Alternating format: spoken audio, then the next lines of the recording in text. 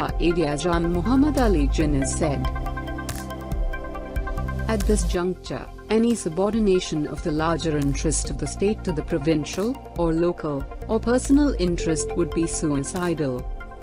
Reply on the Quetta Municipality Civic Address, June 11, 1948.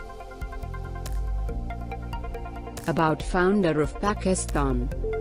Born the 25th of December 1876 in Karachi. Died the 11th of September 1948 in Karachi.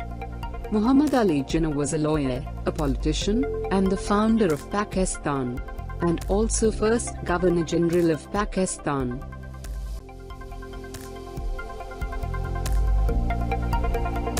Thanks for watching. Don't forget to subscribe us.